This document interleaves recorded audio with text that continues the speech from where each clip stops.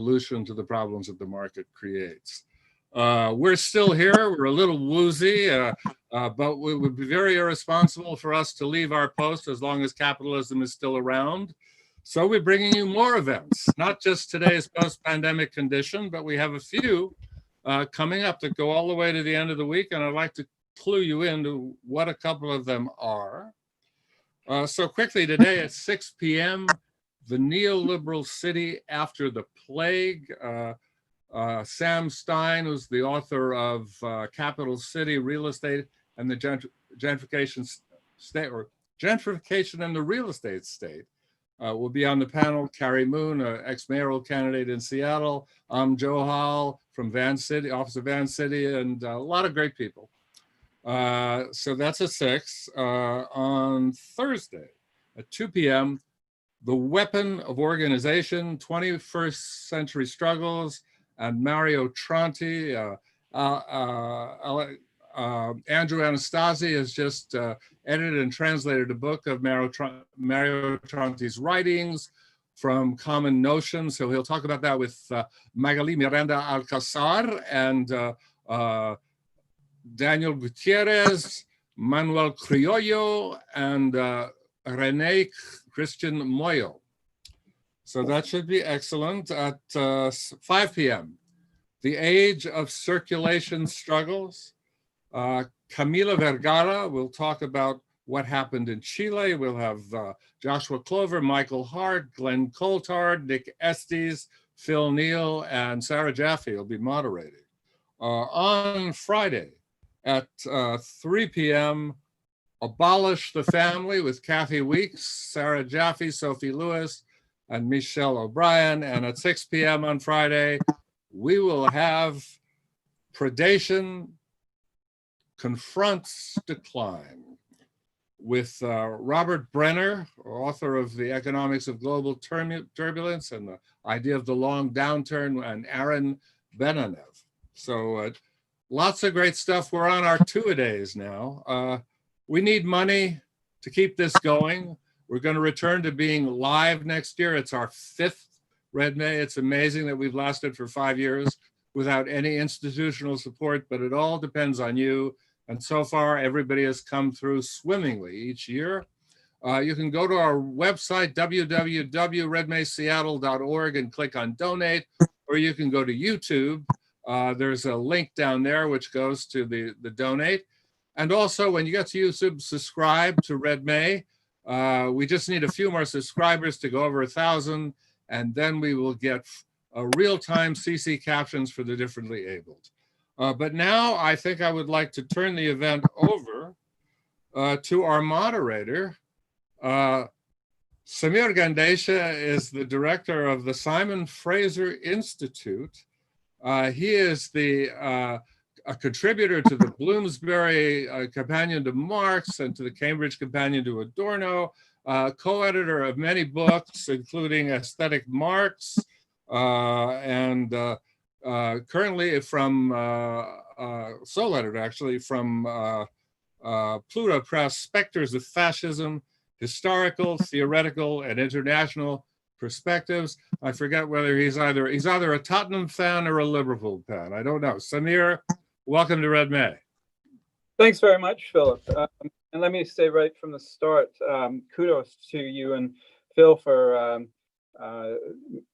doing such a great job in putting on this incredibly important event. And I see a very long future for it, I think. It just only seems to be building momentum every year. I'd like to say before I go any further that I'm participating in this from the unceded territories of the Coast Salish people, the Squamish, Tsleil-Waututh, and Musqueam nations.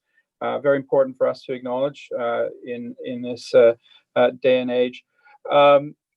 Let me just say a couple of things about our panel, which is the post-pandemic condition, which will be a series of reflections on the current situation and what we have to struggle for in the future.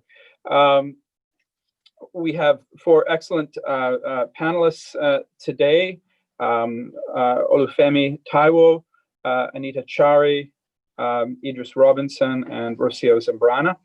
The format will be as follows. Each speaker will speak for about 15 to 20 minutes, and then we'll hold the discussion for the end. So we'll hear from each of the speakers, whom I will introduce successively, and then have the discussion to follow. So first up, we have Olafemi Taiwo, who is Assistant Professor of Philosophy at Georgetown University. His theoretical work draws liberally from German transcendental philosophy, contemporary philosophy of language, contemporary social science, histories of activism and activist thinkers, and the Black radical tradition. He is currently writing a book entitled Reconsidering Reparations that considers a novel philosophical argument for reparations and explores links with environmental justice. So, Femi, you have the floor. Thanks, Samir. Everybody hear me okay? All right. So I'm going to do my best to stay within the time limit here. So let me start my stopwatch. So basically, all I want to talk about today is the connection between the coronavirus problem, the political problem that represents. That's the way that I understand it. And in connection to the kind of larger curve that we need to flatten, which is climate politics. So that's actually what I work on more centrally: climate politics, climate justice, eco-socialist ideas, those sorts of things. And I was struck a few weeks ago by something that my climate economist, Gernot Wagner, said about the coronavirus pandemic itself and the political response to it. And he described it as climate change on warp speed. And I think he was right. I think he was more than superficially right to draw that connection, because I think COVID-19 and the response to it from our institutions and the climate crisis actually share a lot of the crucial political dimensions. And what I do is political philosophy, so that's the way that I think about these things. So there are 2 points that I want to make about how COVID-19 and the climate crisis are a political crisis, or how I understand them as political crisis, or political crises rather. And the first is that they both involve, on the institution's parts, these cycles of panic and neglect that characterize how, or maybe more to the point, if institutions respond to the impacts that pandemics or sea level rise or rising temperature can have. So we've had advance notice about both of these issues. There's been increasing pressure from the scientific community even before this crisis, especially in the wake of H1N1, about the need for pandemic preparedness and the need to be proactive about getting things ready to respond to those crises. And the same is true for the incoming, or I should say present, climate crisis. But with both of these things, you have what's called these cycles of panic and neglect. So when a cyclone shows up, or when a pandemic shows up, you have these lockdowns with unclear expiration dates, and you have this kind of crisis and panic over what to do. But in between, when there's no hurricane, no cyclone, no virus being spread around, you have complete institutional neglect, and so on and so forth. So that's one area of overlap between these two crises. But the second that I think is maybe more to the point of the kind of eco-socialist perspective on the political dimensions of institutional responses here is exactly what kind of a crisis that is presented by pandemics like COVID-19, or the ecological crises that are going to be provoked by the climate crisis, and of course, the overlap between these, which I'll refer to in a little bit.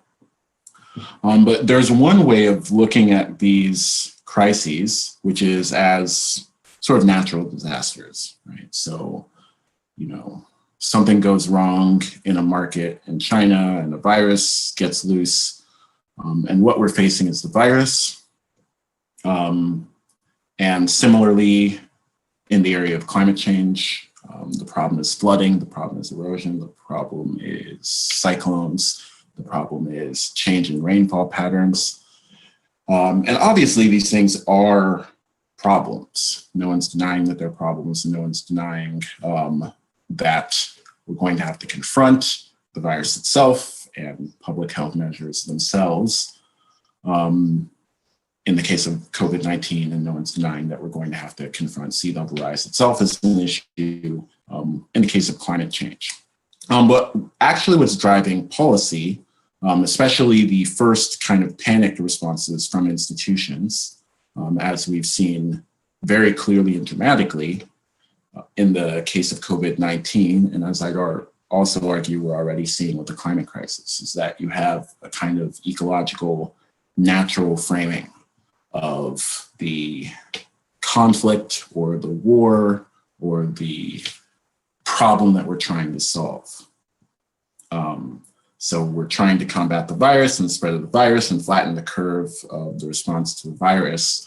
But the things that drop out of the picture are all the other things that we need to do to actually sustain human life, to actually sustain families, to actually sustain health in a more comprehensive way. Being infected is one way to have your health compromised. Being a victim of domestic violence is another way to have one's health compromised.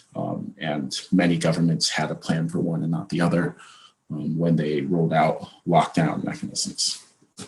So we've seen this kind of framing contrast before.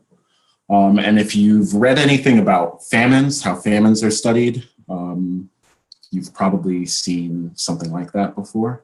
So a lot of researchers, a lot of people who were thinking about famines or studying famines, whether they were in or outside of the academy, thought about famines in terms of food availability. So what explains a famine? Well, something that affects how much food we can produce. A drought, for example, or erratic rainfall, flooding, erosion, those sorts of things. And it turns out, as Amartya Sen argued, and as many people argued afterwards, that's actually not what explains famines. Our distribution systems are ways of producing, what we need, even under capitalism. The production step often isn't the problem, right? What capitalism is in addition to being a production system, is also a distribution system. It decides not just what stuff gets produced, though that's obviously important, but it also decides where it goes. And we could think of things like entitlements, being able to claim things from a distribution system along that same model. So political entitlement to goods or security, those things are produced by our social system, and they're also distributed. So some people get a lot of entitlements. For example, if you own a company, if you own private property, you have a lot of political entitlements, not just to goods, but to the protection from social institutions, access to bailouts if things go badly. Workers don't have access to bailouts, right?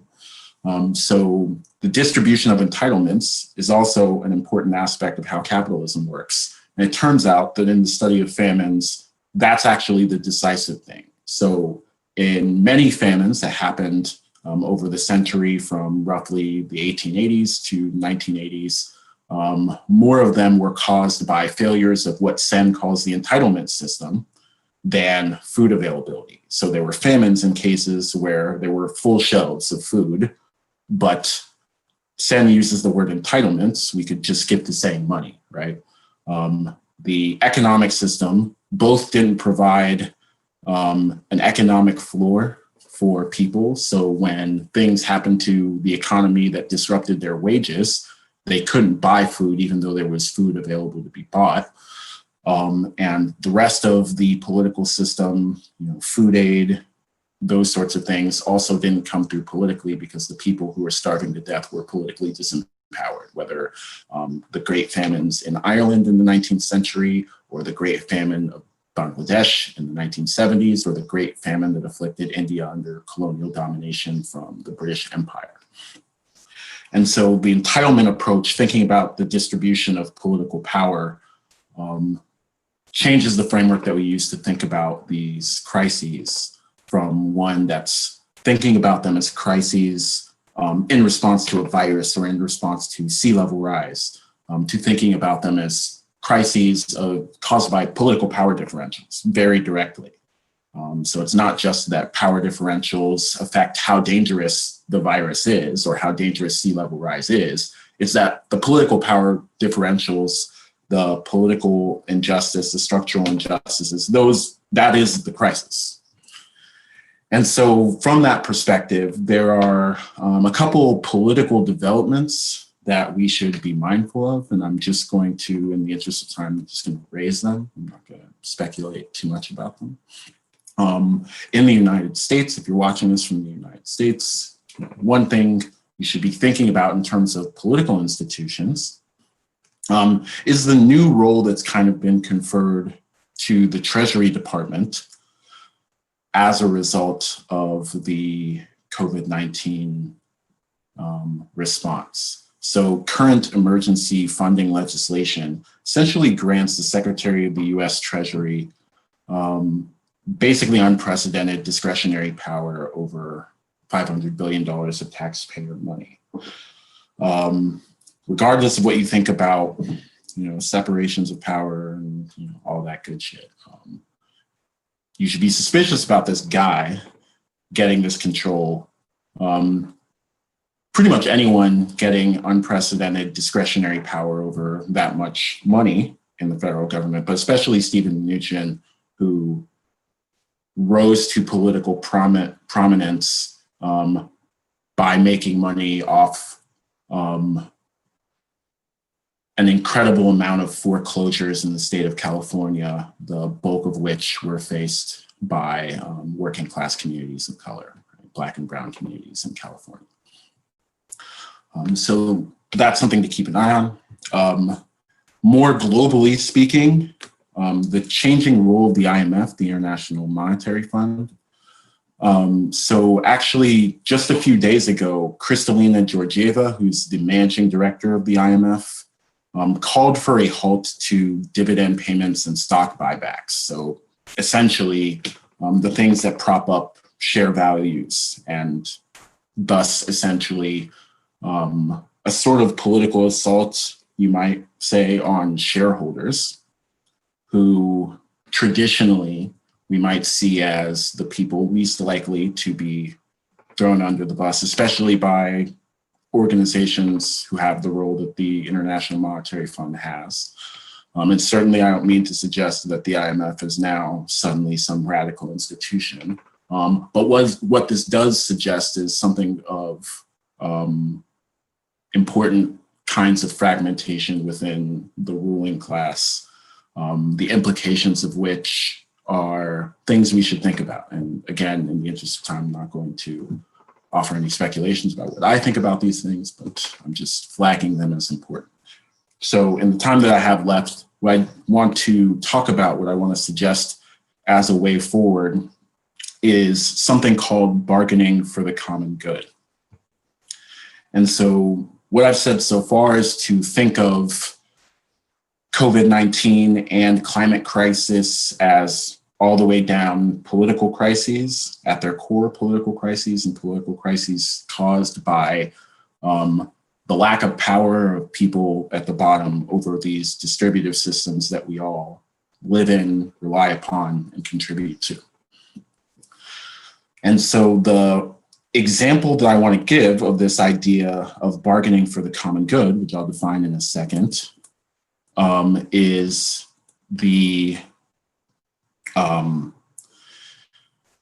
a strike that happened on February 28th in Minnesota, striking janitors who were mainly the rank and file were immigrants from Somalia, Mexico, Ecuador, and Nepal, and other places as well, along with high school students, and along with sort of NGO, do-goody type places like Sierra Club, community organizations as well. Labor Notes, in reporting about the strike, called it the first climate strike in the United States. And this is an example of what some people are calling bargaining for the common good. You might also reference the Chicago Teachers Union strike. What these campaigns are, what this idea about bargaining is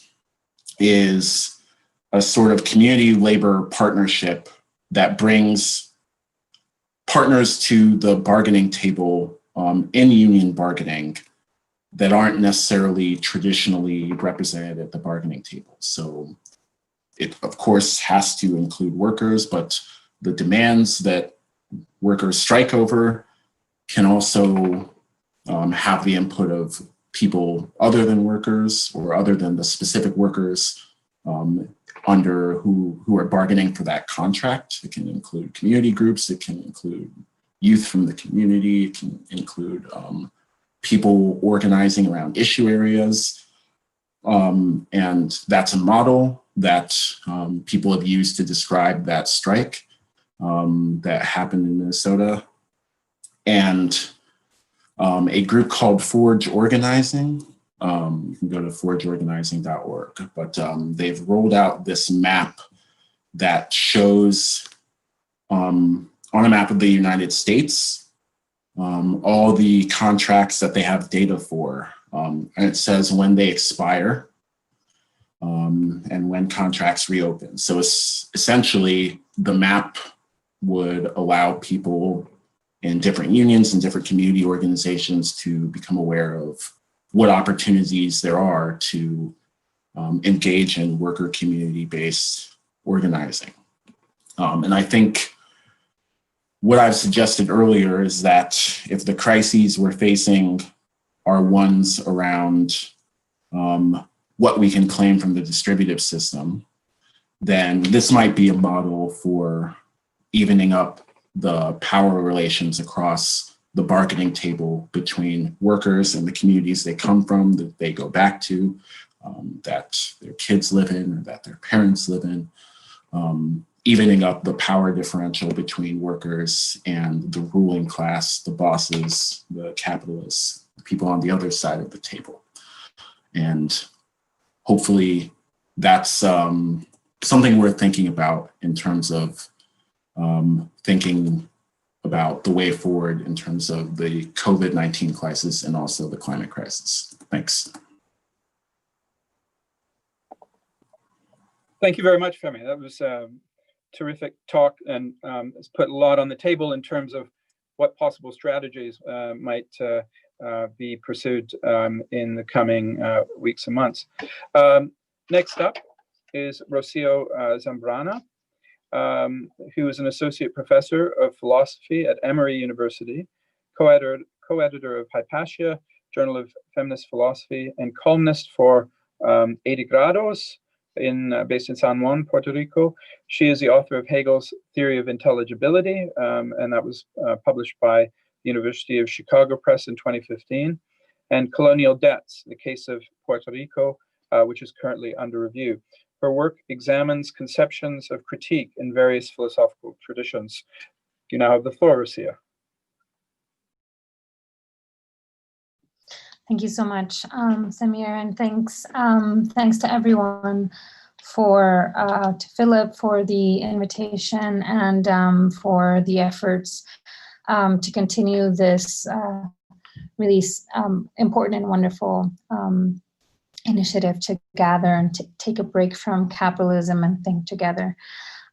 So I'd like to talk a little bit today about the context of what happens to protest in the context of COVID. And in particular, so I've been researching and writing about and working closely with folks in Puerto Rico, my native Puerto Rico, has been traversing not only a debt crisis, but also heightened by kind of the aftermath of Hurricane Maria in 2017, and later a series of earthquakes in January 2020, and now is navigating the effects of COVID and the continuing not just mismanagement but kind of necropolitical operations of the state. So what I want to talk a little bit about is thinking about the body as weapon in the context of COVID. And so actually I'm going to say a lot that is very much picking up from when Taiwo left off. So I've been reflecting a little bit on what Achille Mbembe talked about in comments and an interview that he gave in March concerning the pandemic. And he says that the pandemic will change the way we relate to our bodies. He says that our body has become a threat to ourselves. So coronavirus cases worldwide exceed 5.6 million as of today, according to what is able to gather, with almost 351,000 deaths. Large swaths of the world's population are or have been under some kind of restriction, or quarantine, or physical distancing, or as they call it, social distancing. So Mbembe points out that we now all have the power to kill, he says. In other words, we all represent a threat to others. He says that isolation and distancing are ways to, he says, regulate this power. So I want to ask how to understand protests in this context. So in 2019 and the beginning of 2020 were combative in Puerto Rico and the region.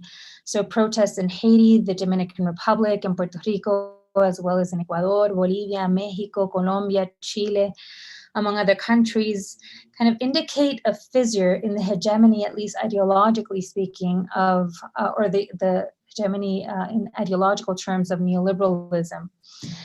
In the Caribbean and Latin America, we saw the transformation of protests, I would argue and have argued.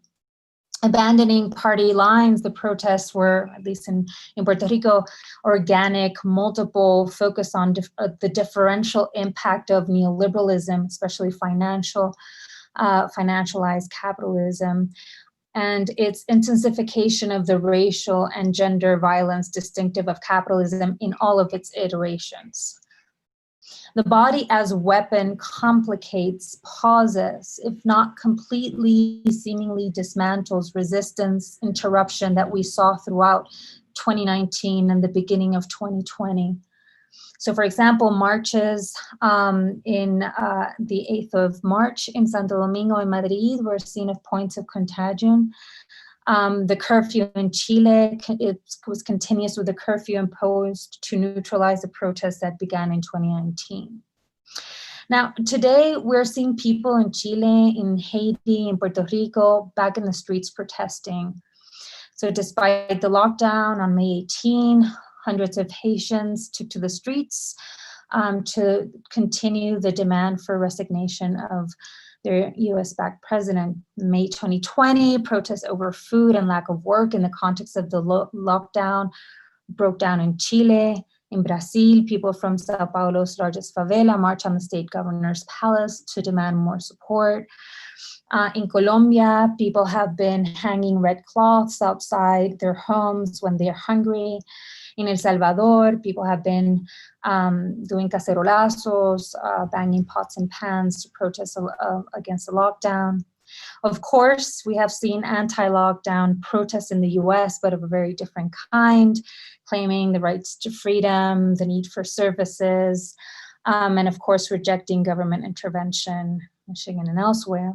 We also saw yesterday people protesting the killing of George Floyd by 4 white police officers in Minneapolis. So the demand for justice for Floyd and the ongoing condemnation of police killing of Black men and some women is back in the streets, despite the context of the coronavirus. So what I want to kind of explore a little bit is some of the more kind of, let's say, theoretical or philosophical features of protests in the context of COVID, in particular looking at some actions that have been going on in Puerto Rico. And I was going to talk a little bit more in a different panel later this weekend, but that has been pushed for another time. So I'll actually take the opportunity to talk a little bit more about it here today. But I'm interested in the type of protests that were organized in Puerto Rico starting already in April 15 with a collective called La Colectiva Feminista en Construcción, roughly the feminist collective in construction, along with other groups in Puerto Rico, and I'll speak a little bit about La Colectiva, and then also Comedores Sociales de Puerto Rico, which is roughly like community soup kitchens of Puerto Rico. So on April 15, La Colectiva Feminista en Construcción, Se Acabaron las Promesas, another group, and Comedores Sociales de Puerto Rico organized un piquete servicarro, so like a drive-through protest or picket in front of a WIPR channel. And I'm going to put that aside because I want to focus on some other elements.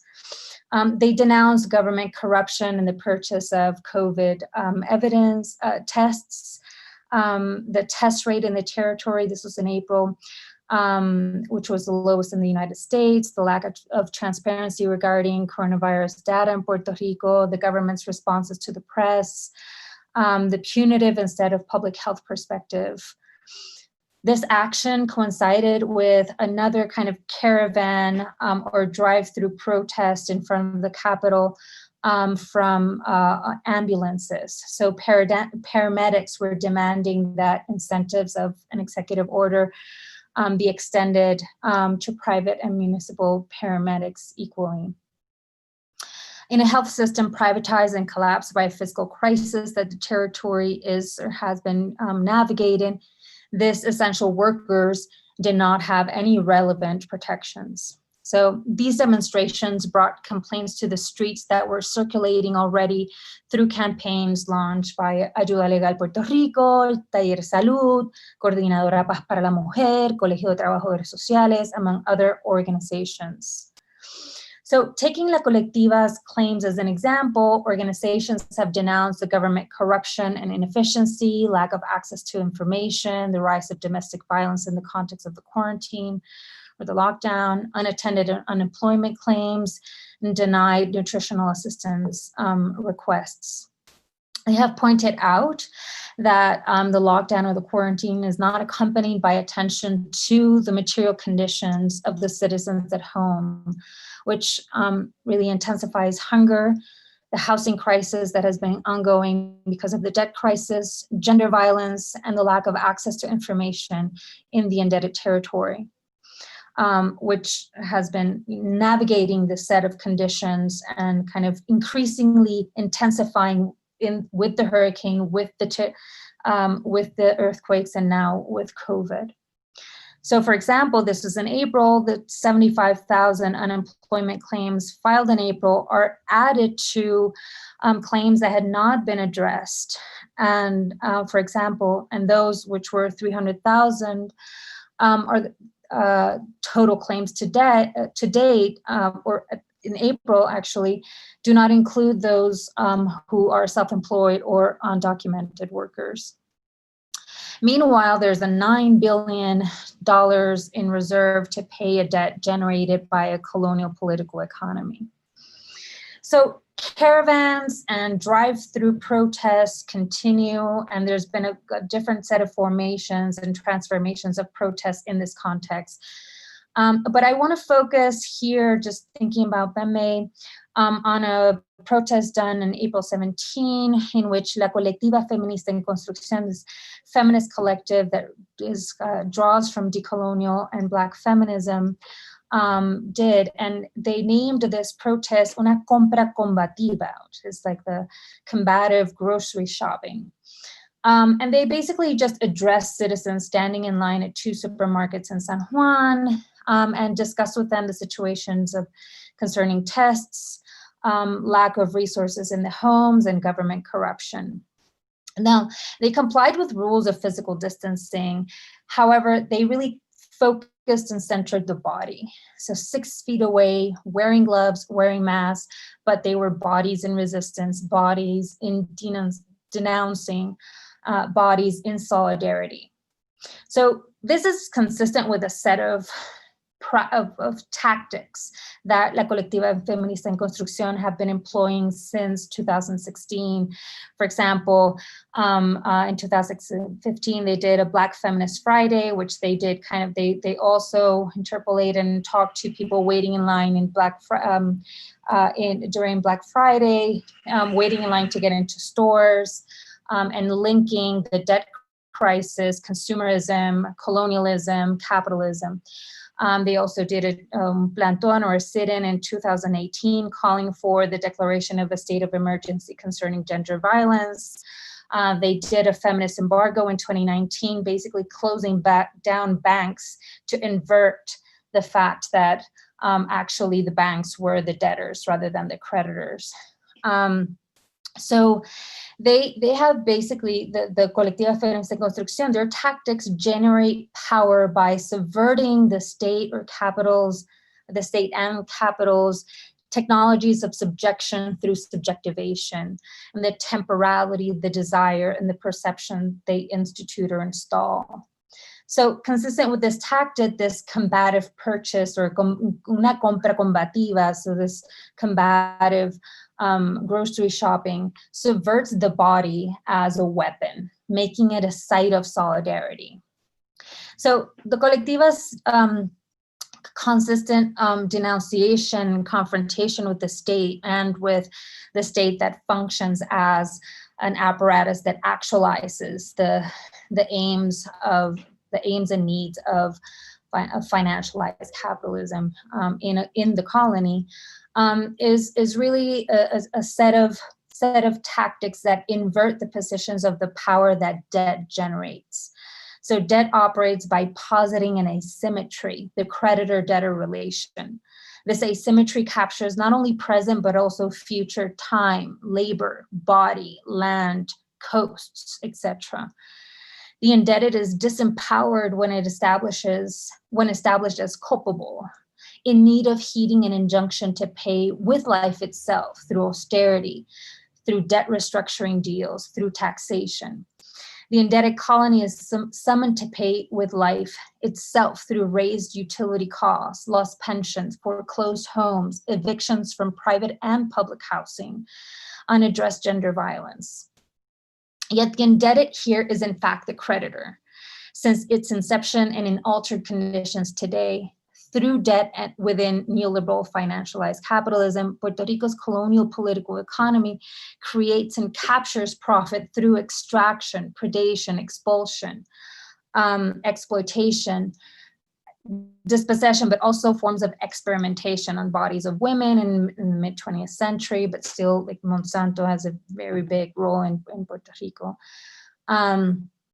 So, for example, also foreign investment through tax, or not example, this is kind of exemplary in this context, foreign investment through tax exemption, of course, for the rich and for the creditors and so on, has generated an economy in which these have been reigning dynamics since at least 1917. So La Colectiva's tactics clarify that actually nos deben a nosotras, they owe us. So in an interview with La Fundación Franz Fanon, conducted by Nelson Maldonado Torres, Chariana Ferrer Núñez of La Colectiva elaborated a bit this inversion of the tactics in the context of the COVID crisis. So she says that in the context of the pandemic, the body becomes a weapon, disarticulating any possibility of social bond. And she's here referring to Membe. For the historically expulsed, desterrada, and dispossessed, the body is not only a tool of work, but a site of agency and power to transform conditions. So the pandemic limits the body as a generator of change. Now, she says that the La Colectiva's, one of the main slogans is that the disaster is actually political. Pointing really to the necropolitical management of the onslaught, after Hurricane Maria, in the context of the earthquakes and now in the context of COVID. So she says, speaking to Nelson Manuel Torres, Chariana Ferrer-Núñez, if the body is precisely the danger and the threat, if it is going to become a weapon, then we're going to use the body precisely in a confrontation to generate a social bond that allows not only to survive a pandemic, but also directly challenge power and trace other futures where solidarity is the compass of change. So in this kind of unprecedented context, it seems as if the pandemic represents a limit to the capitalist form of reproduction in terms of labor, migratory flow, etc. It also repeats the priority of states in saving the economy instead of lives, as we saw in, for example, 2008. And indefinitely, we see every day in the indebted colony through austerity. The pandemic intensifies the impact of debt. In fact, it begins to generate more debt as we're starting to see the IMF's impact or intervention in this context. The pandemic turns displaced and disposed bodies, Black women and colonial subjects, says Ferrer-Núñez, into literally disposable bodies, not only exploitable in or expelled by a political economy that generates and captures surplus value through precarization, expulsion, and death. So if we recall here, kind of Membe's kind of rewriting of Foucault's notion of biopolitics, then we can start tracking that in the context of the neoliberal financialized capitalism and the indebted colony, so the undermining of life itself, right? This necropolitical activity is precisely a site of the creation and capture of value. Ferrer-Núñez reminds us in this context of Saidiya Hartman's notion of the afterlife of slavery and its emphasis on premature death. So the pandemic accelerates an already premature death for the displaced, for the dispossessed. So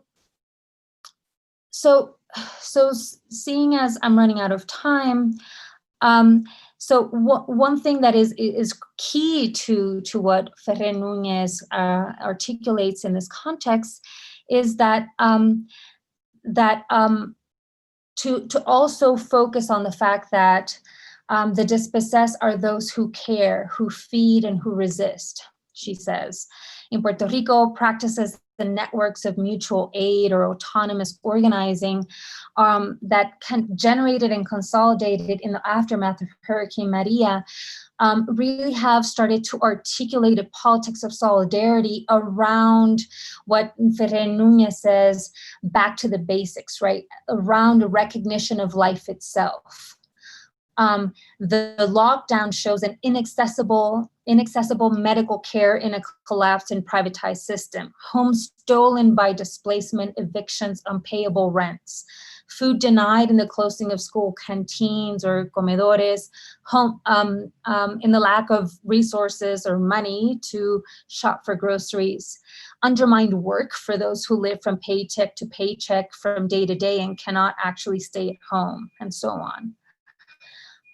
So in the context, just to close, what is interesting here is that precisely in the context of COVID, what we have is that the protests is a site of the subversion of the body as a weapon. So to protest in times of a pandemic is to build power by nurturing solidarity around life itself. Poner el cuerpo, to stake one's own body in protesting, in going out on the street in this context, is to expose oneself to both the virus and to being a weapon, to yielding one's own power to kill, if we are thinking of Membe. So to recall in closing la compra combativa, or this, the other actions from la colectiva, to protest in times of COVID requires turning that being a weapon, the fact that you yourself are a threat, that undermines the social bond, that isolates, that feeds fear, into a weapon that attacks hunger, loneliness, repression, and dispossession in this context. So to protest in times of a pandemic is to capture life itself, to generate bonds around or in relation to it.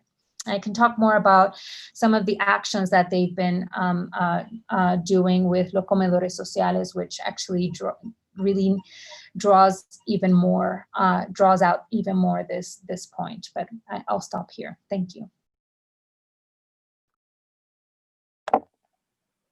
Thank you very much, Rocio. That was a phenomenal talk.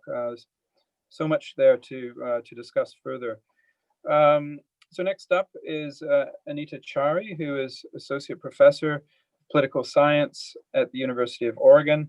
Her areas of interest include political theory, critical theory, Frankfurt School, Marxism, contemplative studies, somatics, and politics. She's the author of A Political Economy of the Senses, Neoliberalism, Reification, Critique, and that's from Columbia University Press. Welcome, Anita.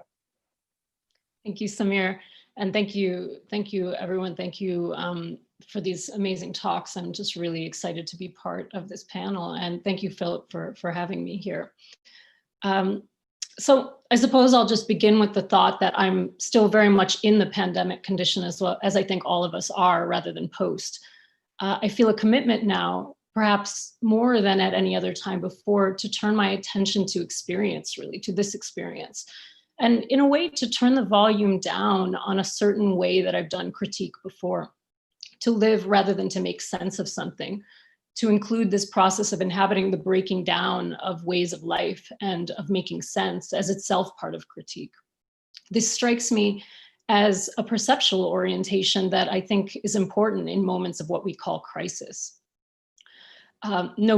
These moments involve a reconfiguration of the sharing of the sensible in radical ways. And no doubt we can see the ways that the pandemic is deepening already damaging neoliberal forms of predation, exploitation, and domination. As Rocio and the other participants have already spoken to, it will also open up space for subversions, new visions, new ways of doing and undoing our subjectivities. For now, I choose to suspend myself in the reorganization of subjectivity and to pay attention to what I see as the strategies of survival that I see arising in the moment. I've been interested in exploring the affective and perceptual dimensions of these times, thinking through the implications of experiencing this global pandemic while many of us dwelling largely within boxes and screens, as many of us are most of the time, though not all of us, as Rocio's talk really powerfully shows and speaks to. From the perspective of the biopolitical state, our agency has been reduced to immobilization. And our movement happens in perception, arguably, online in virtual worlds that are becoming more and more identified with reality, even for those of us who have resisted that for decades. There has been a rapid shift in the dimensionality of our lives, suddenly lived with more vibrance in 2 dimensions than 3. The cultural theorist Dominic Petman's analysis of the virtual landscape with his concept of hypermodulation seems to be extremely amplified right now. Hypermodulation, on the one hand, refers to the rapid oscillation of affective states that happens in the context of whatever algorithm we're creating and following. At this moment, I am outraged about the abuse of essential workers on the front line. The next moment, I rejoice that the tigers are taking over the road and the air is cleaner than it's been in a century. The next moment, I am destroyed by isolation, and so on. I oscillate wildly, but every single other person is on their own stream. They hypermodulate at a different rhythm than I do. They were happy about the tigers 5 minutes ago, but now they're devastated about fascism. We can't sync up, and it makes it hard to feel collectivity through these hypermodulating technologies, according to Petman. On the other hand, though there is emotional dispersion, there is also a homogeneity that emerges from the media technologies themselves with their algorithms and our submission to them as the price of connection. Right now, we have a sort of idea of collectivization through the pandemic lens because it is all we can think about, feel, talk about, and hope to end. Imagine if everyone in the world were wishing for capitalism to end at the same time. It's an amazing and perverse thought. But this collectivization is deceptive. It too is highly mediated. I struggle with the question of how do we perceive collectivity within the frame of this hypermodulation, within which we are bound to, at least partially, to experience these times. Of course, in the midst of a pandemic, there's little point in criticizing these technologies. They are what we have, as touch with others outside of our households elude us. A kiss, a shake of the hand, a gaze into the receptive eyes of another. It is stimulating in an entirely different way than our internet contact. And I think physical contact gives us a very different gauge for collective affect than technological contact. It raises the question of how we know what we know about society right now as we are gaining all of our information from it. Not all, but much of it from and through our screens. We are also gaining information in other ways, through walks in our neighborhood, panicked flights in emergency situations, waiting in line at the grocery store, avoiding oncoming passersby on the street, working on buses, hospitals, and grocery stores in the midst of danger, protesting, as Rocio spoke to. It all depends on who you are. The screens, I think, are interesting because as we watch them, we watch ourselves as we watch the other. The flow of a relationship from feeling oneself to feeling the other, and then back again, has a detour. I watch my image on the screen. I watch, feel you. I feel myself. But the part about feeling my own bodily sensation in the midst of these exchanges sometimes falls out of the equation when I'm on the screen too long. I watch my image. I watch your image. How are the dynamics of presence, sensation, and intimacy shifting with these new technological possibilities and constraints? I feel both possibility and domination in these dynamics. Alongside being a political theorist, I'm also a somatic practitioner. I do somatic work in a therapeutic mode, but it is also very integral to how I do theory. During the time of the quarantine, I've been teaching a weekly Zoom class, which is open to anyone, of practices of subtle somatic movement, contact practices, sound-based practices, and different kinds of movement. The class is called Creativity is Survival. And the reason that I called it that is that I feel that it is urgent in this pandemic moment to become aware of and examine our survival strategies, both collectively and personally, to open up the space for vision in this moment and to create new possibilities for relating to one another in solidarity, even inside the technologies that frame our contact. At the level of the nervous system itself, individual and collective, our panic is rightly on high. We can think of this idea of the body as the weapon that Rocio was speaking to, really, and the ways that death are infiltrating our subjectivities in politics. And contact with others, physical contact with others, which would be the most effective way of bringing us out of survival mode, is elusive for many. My class experiments with the perception and sensing of intercorporeality, even as our bodies are not in the same room. It uses this moment of quote unquote social distancing as an opportunity for reevaluating whether the ways that bodies existed in space in the pre-pandemic condition ever really delivered contact that was satisfying or enough. And of course, that question is very much a variable question, a historically specific and geographically specific question. That in the United States, at least, we're even having conversations about contact, and the deprivation of contact is, to me, an interesting and somehow promising aspect of this moment. That the Wall Street Journal features an article about breathing on its front page just a few days ago is somehow interesting to me. That we collectively turn our gaze toward the problems of anxiety and depression is not surprising. The idea of breathing somehow playing into that formation. But we can do that in a number of different ways. As Mikkel Krauss-Franssen has argued in his recent book on depression, depression can be understood in the mode of capitalist realism as the only possible response to an economic system that is built upon the needs of capital rather than the needs of human beings. In the midst of this, the point is not to medicate our anxiety or just to learn how to breathe better.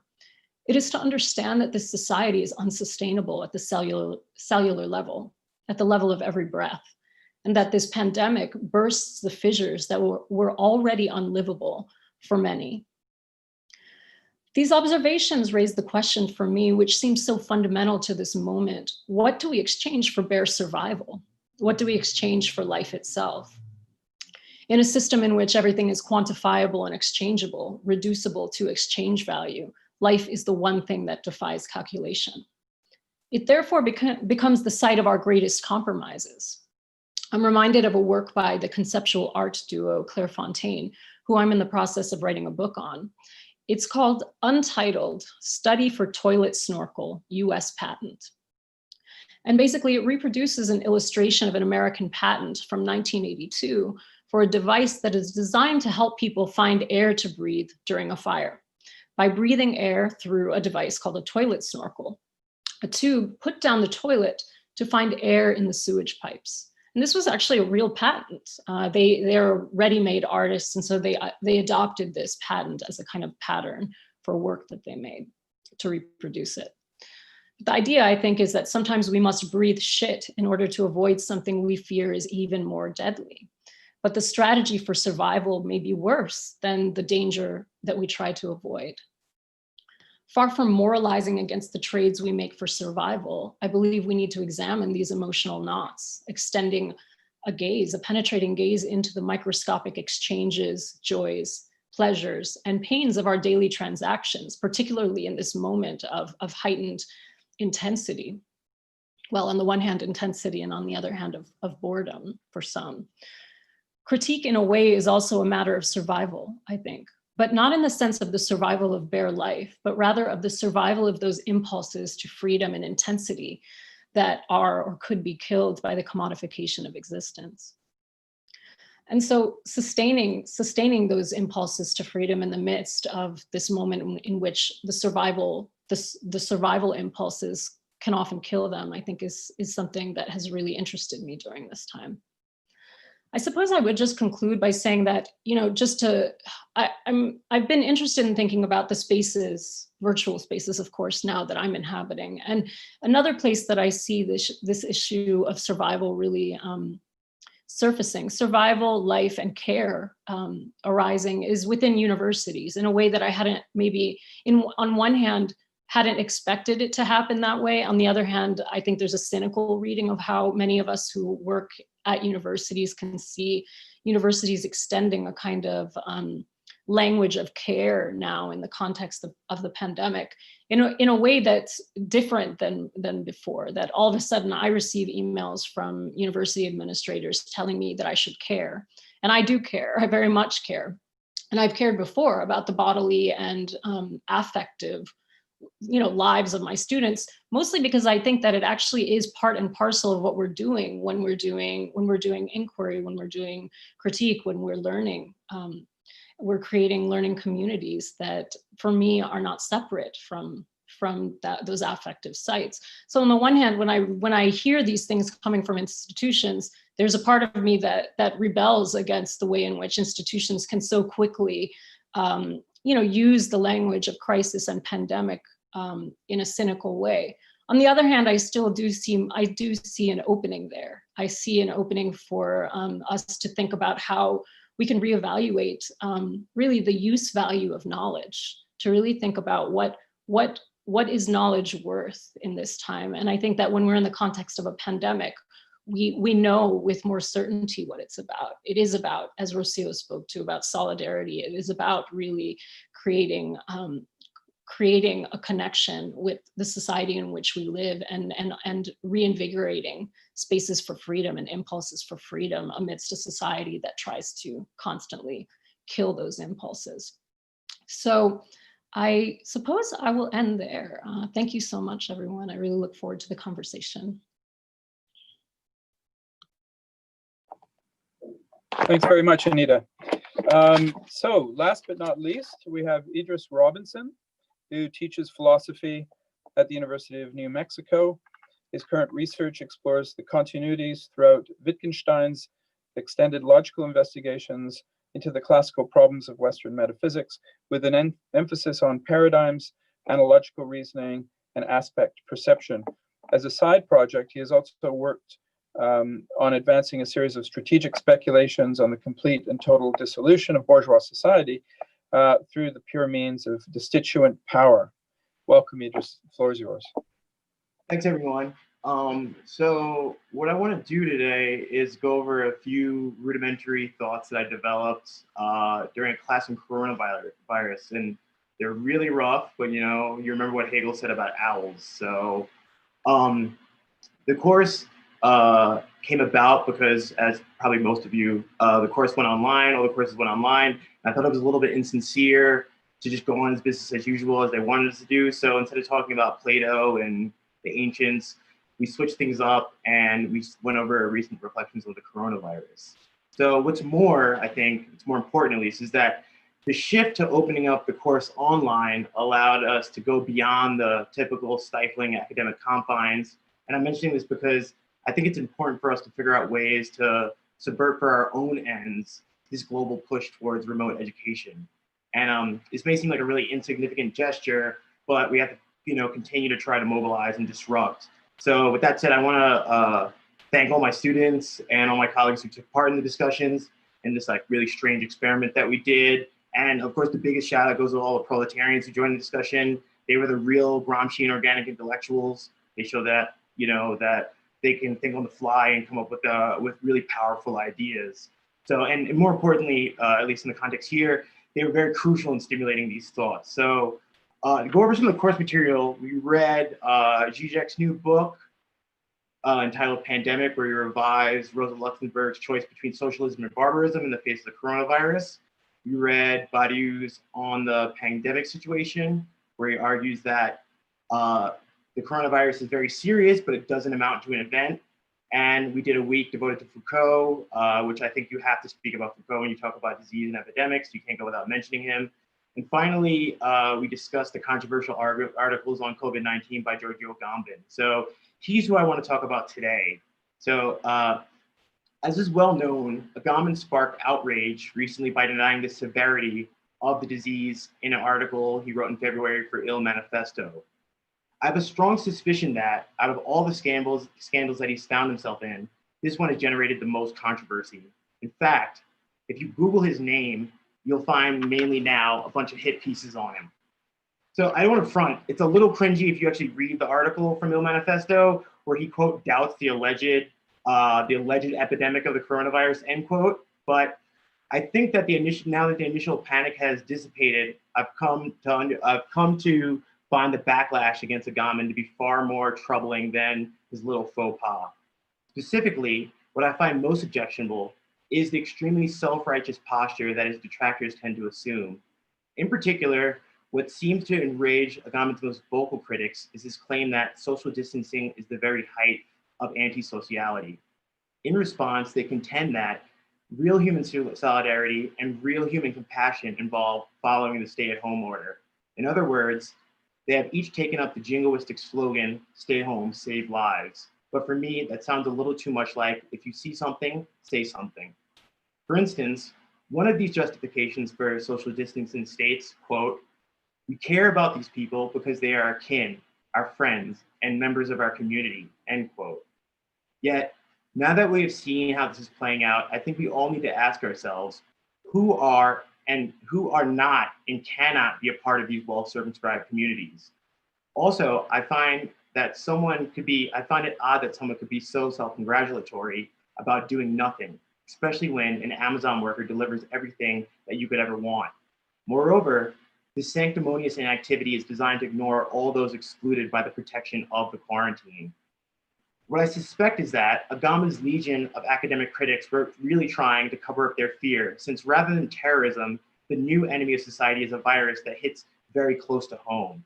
However, being from New York, I want to use this platform to once again underline the fact that COVID-19 has disproportionately ravaged the Black and brown people of the city. And on top of this, if they didn't land in a hospital bed, from that, the NYPD used their nightsticks as an excuse to put them there otherwise. Even worse has been the repression meted out on the residents of the townships of South Africa and the proletarians on forced march in India. I'm sure that the social privilege implicit in self-isolation has been very well discussed, and I'm sure people have said it in 100 different ways, but I think this innocuous discourse on privilege politics doesn't really get to the heart of the issue. And this is precisely where I think Agamben can be very helpful.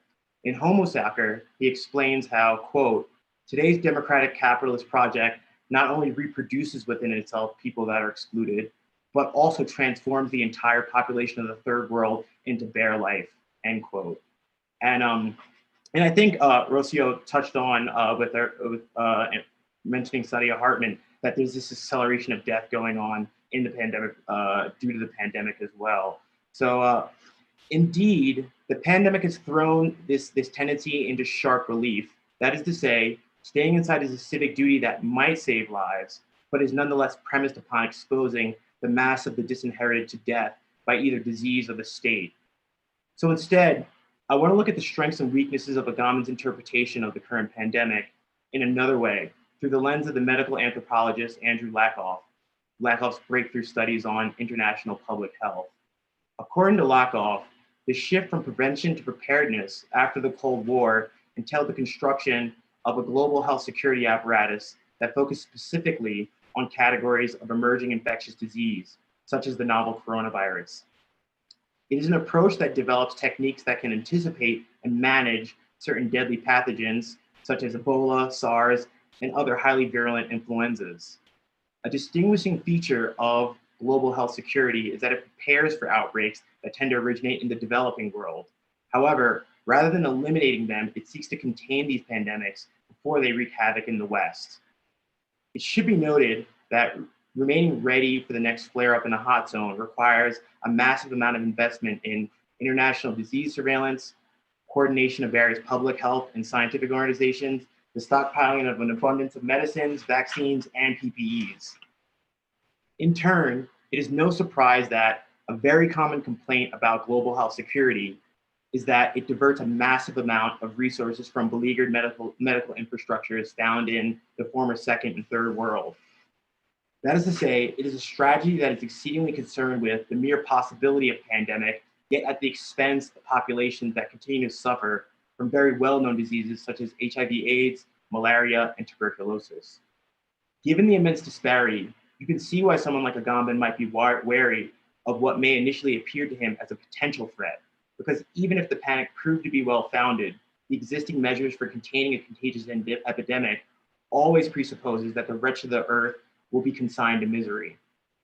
In addition, Lakoff emphasizes that it is essential for the security paradigm to rely on mechanisms of preparedness to imagine the possibility of future events, which have not occurred and which simply may not ever occur.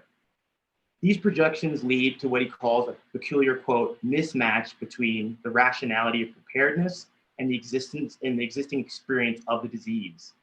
In short, health authorities tend to accumulate a substantial amount of resources and investments as a precaution for the next catastrophe or catastrophic medical emergency, only for it to turn out to be easily manageable and containable. Squandering preciously needed funds, which could have been allocated elsewhere, occasions widespread reproach and divestment. As a result, there's a lack of preparedness when a real serious disease finally emerges. And I think Femi touched on this. Basically what Lakoff is getting at is this cycle of panic and neglect, all right? So there's a few examples of this. It's a back and forth that I think aptly characterizes the last 30 years of preparing for disease and experiencing diseases.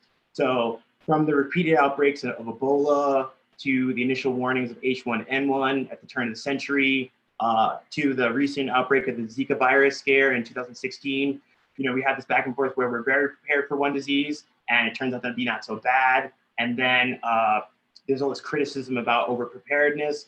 What then in turn happens is divestment occurs, and then the next disease comes and we're not prepared, or the global health security apparatus is not prepared. As the eminent research virologist Dennis Carroll has explained in a recent article from the New Yorker, there was actually a worldwide downward trend toward unpreparedness in the prelude to the coronavirus. So in light of the prevailing tendency, the way that Agamben's position has been compared to certain right-wing movements and demagogues seems to be rather unfair. Instead, if Lakoff is right, it is an intrinsic aspect of our contemporary health security apparatus that makes it inevitable that we always already misjudge the gravity of the next outbreak. If anything, a major problem with Agamben's take on things is that he misidentifies who is being rendered into bare life by the present disciplinary restrictions. He seems to think that it is the comfortable citizens of the West that have become fixated on nothing more than brute survival because they have forsaken every significant bond in the name of safety. So this was his series of articles that he tried to expound upon, that the kind of comfortable middle class of the West has turned into bare life by forsaking the dead, not burying them, not seeing their loved ones after in the hospital right before they pass, and in general, just avoiding each other, right? So that we've become these kind of brute bare life, only concerned with getting on to the next day. But however, as you probably expect, I instead locate bare life outside of the parameters of well-being and security. As I've argued elsewhere, I think that the planetary petty bourgeois that Agamben is denouncing is better characterized by Guy Debord in his film Ingirum. But this is a long thing that I don't really have time to get into here. But finally, I think that the principal difficulty with Agamben's assessment of the state's response to SARS-CoV-2 is that it seems to at least hint at a coherent strategy in governing the risks posed by highly contagious diseases. Yet, as philosopher Paul Livingston has observed, well, he took part in the class that was going on coronavirus, there does not seem to be anything like a unified approach by the state towards the coronavirus. So this shows a sort of shortcoming in, I think, the way that Agamben sees things and Foucault sees things, and generally biopolitical narratives about the disease. It seems that there are fractions of the state that are frequently colliding with one another, and they don't come together to make a unified stance on how to deal with the disease. I might add that this response appears not only chaotic, but also irrational. So to close, I want to sketch some tentative conclusions and improvements upon Agamben's line of reasoning. As journalist and Mideast correspondent Robert Fisk has argued that it is a malapropism to now speak of anything like a coherent and unified American foreign policy, or even to speak of an American foreign policy as such. This does not mean that the US is not still engaged in the same long-term imperialist project. However, a brief review of US intervention over, say, the past decade or 2 decades, especially in Syria, shows it just moving from one bungle to the next, all right? And this holds, I think, for both Trump and Obama. And if you look at how they played their hand in Syria, it was just mistake after mistake. So what I want to assert is that we are witnessing something, although those same mistakes that we witnessed on an international level are somehow playing out on the domestic front here in our handling of the coronavirus. Now, it just behooves me to think that we're the richest country, or we, the United States, I don't like to say we, that the United States is the richest country in the world and has the most deaths of corona. And there seems to be something deeply irrational about the way that the authorities have been handling it here. So to explain what is happening, at least in the American context, we need to make some adjustment to Agamben's biopolitical framework. What's more, I think we need to locate a tension between sovereignty and security, imperialism and globalization, and repression and preparation. Following Foucault, Agamben sees security as an apparatus based on circulation, transfer, and initiative. For this reason, it facilitates globalization and the overcoming of borders.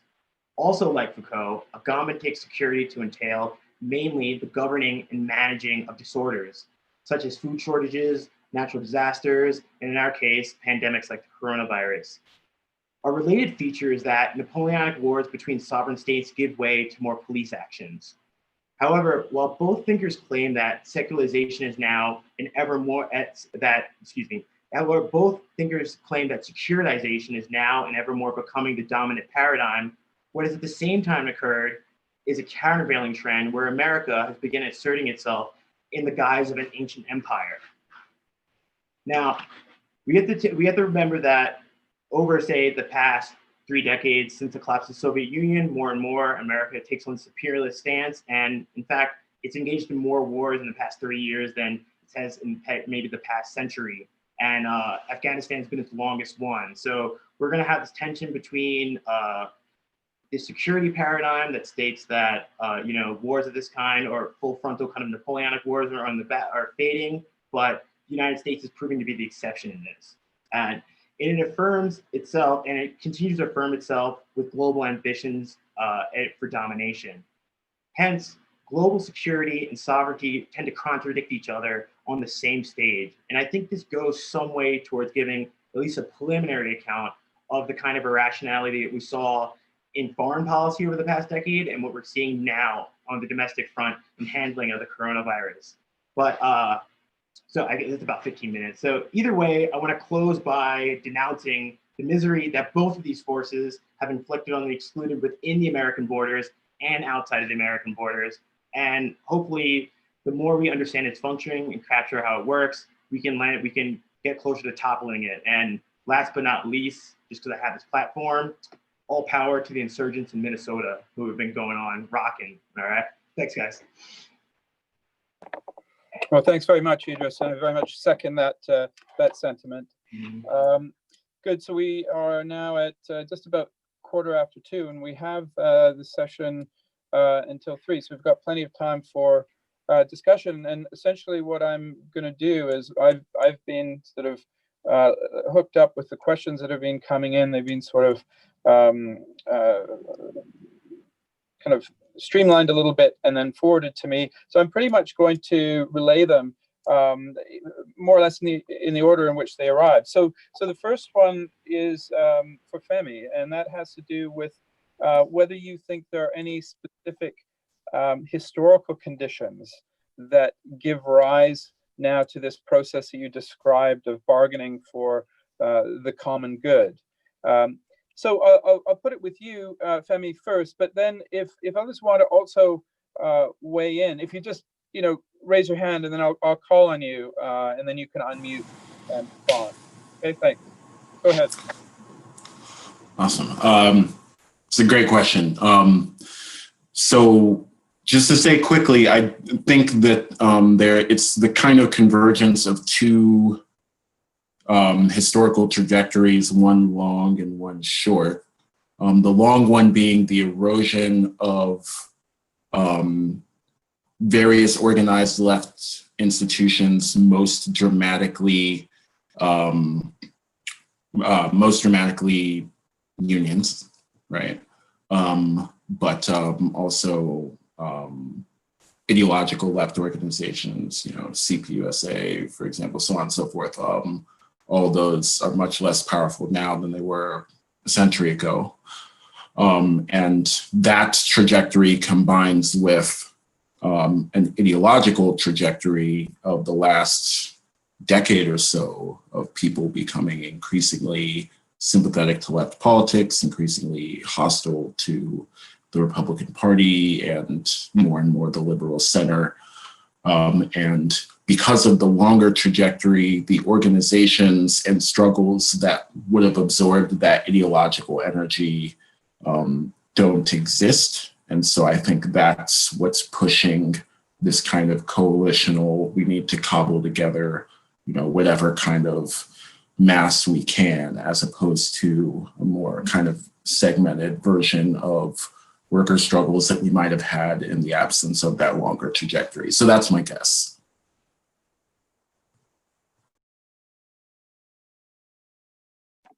Thanks very much. Would anybody else like to provide an answer to this question as well? If you do, raise your hands. If not, we can move on. There's now another question we have for Rocio and everybody. But we'll start with Rocio. is there a value in disarticulating the notions of life and debt in your account? Capital makes and remakes lives unequally and non-identically. And the difference between colonized debtors and hegemonic debtors is a key feature of capital's geopolitical economy.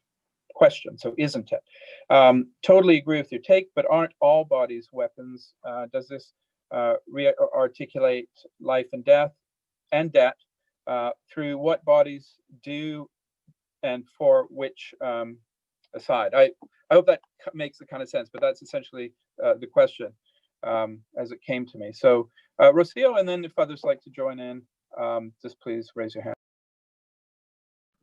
Thank you so much. Yeah, that does, that's a really good question. So I do think, so provisionally, and in the context of what we can think, what we can know, or what we can grasp from where we are, I think that that's what I was interested in exploring more than pronouncements by philosophers or academics.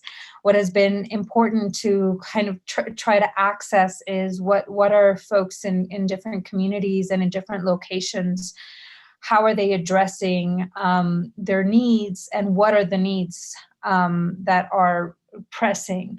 And I think what we're seeing is kind of an amplification and intensification of already, and this is what Olafemi was really tracking very, very importantly, the intensification of the type of not just inequalities, but really this is kind of an actualization, an updating of forms of colonial and capitalist undermining of debt, of life, of ways of expulsion, capture, of turning bodies and populations into exploitable or expendable or dispensable subjects. So I do think that there is a rearticulation of life and death, but what I do think that is very that is astounding and very clearly stated in Chariana Ferrer Núñez's comments in her interview, in the interview of La Colectiva Feminista en Construcción with the Franz Fanon Foundation, is that it also actually centers life, and sure, different modalities of life, but a commitment to solidarities on the basis of what she says back to the basics of our not just survival but thriving in terms of our environmental context, our communities, and the different articulations of what it means to thrive as communities. I do want to say that, I work quite a bit with, I do work quite a bit and think a lot in a Marxist vein, but I also work and very much indebted to the notion of the coloniality of power and decolonial feminisms and decolonial thought, because I do think that the distinction between colonial and hegemonic debtors is important, but I also think that, in the case of Puerto Rico, it's very clear that, processes of decolonization and colonialism that have to do with the juridical political subjugation or subordination may be somewhat resolved in the context of political formations in the kind of Western modern rationality.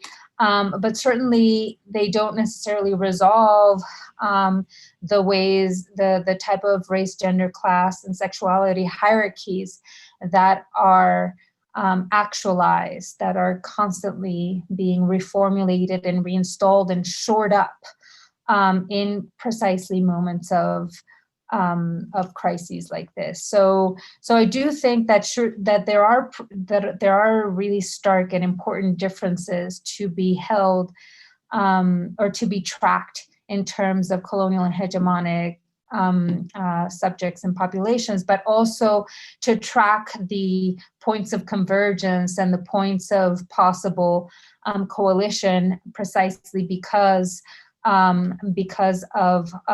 the kind of the effects of a racial hierarchy of gender violence and so on, which we might think of much more in line with the coloniality of power, which kind of unsettles a bit that distinction, although it really wants to also track it. Thanks very much. If I may, I'd just like to link some of the things you've had to say to Idris's talk, and then I have a question for Anita, and then I'm still waiting for more questions to arrive from Sean. I think your distinction between survival and thriving is a really key one, and that would connect up very much, it seems to me, with both the Arendtian and also Agamben's elaboration on Arendt in terms of forms of life, right? The bare life or Zoe on the one hand, and then bios, right? Some notion of a good life, a common good, as Femi put it earlier. And I think that's the very important side of Agamben's contribution, or one of them. But he doesn't do himself any favors, does he, when he says things like, you know what I'm going to say, right? So professors who go online are pretty much like those German professors who in 1931 signed the loyalty oath to the Nazi regime. This doesn't help, and it calls to mind rather poor formulations. We've heard a number of them lately, but the outrageous formulation of Martin Heidegger, who said, mechanized agriculture is equivalent to the production of corpses in the camps. I think this is quite outrageous, and it does justifiably raise questions about his contributions. But a more substantive one was what you said, Idris, in terms of all of those in the global South can be understood as in terms of homo sacra, who can be understood in terms of that entity that can be put to death. And I think there's a lot of differentiation needed here in terms of class. And if we're looking at the Indian context, caste, because the virus has really been weaponized in a very particular way against the Muslim community. There have been the hashtag Corona Jihad has gone itself quite viral, and I think this is really important to recognize. But there's another thing here too, and the added complication, let's say the overdetermination here, is the fact that the Hindutva regime and those organizations within civil society there, so Hindutva, Hindu nationalist movements, which are really, they're fascistic. They draw in a very cynical way on a kind of post-colonial discourse, right? That in fact, we represent a sort of resistance to the old oppressors. They're not really thinking too much about the British, but they're thinking about the Mughals and the Muslim influence in India. So it's complicated there. So I think some degree of differentiation is really important here. So you can both of you can respond to. It's more like a question than more like a couple of comments and question. But if you'd like to respond, you can. And then I have a question for Anita. Yeah, no, I think you're 100% right. Yeah, and I didn't want to give. I probably misspoke when I didn't want to give the. I didn't want to give the impression that I think that all of the second and third world are like this kind of blanket, population without really important distinctions, right? And I agree with your analysis of India 100%. But what I wanted to get at with him is that it seems like with Agamben that, and I didn't actually say this there, is that he'll admit this, that he has a very he focuses attention very much in the Western context. He'll often repeat saying, in the Western tradition, this is novel, et cetera, et cetera.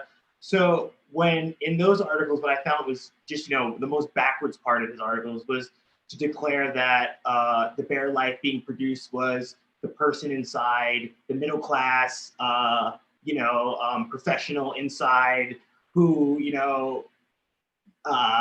doesn't go and visit his children or something like that, or her children.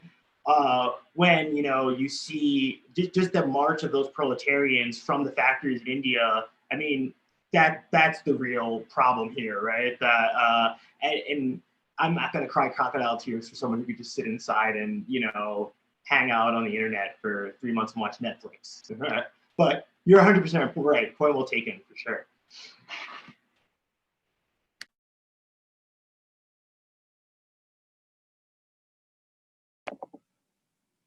Rocio, did you want to come in, or should we move? I think she's having some technical difficulties. Maybe she can come back later in the discussion, but thank you, Idris, for your response. And just to be clear, you did mention the kind of forced march of the migrant workers out of Delhi, for example, which was quite a shocking set of images. So no, I appreciate that. Thank you very much. Anita, I really enjoyed your presentation very much. But I wonder about the question of mediation. If I understood you correctly, that you were suggesting that there is the world out there which is less mediated, and then the virtual world which is mediated, and this is part of the kind of challenge that we're facing now. And I think we could connect that with Rocio's talk about how we then organize in the face of Mbembe's suggestion of the weaponization of the body, etc.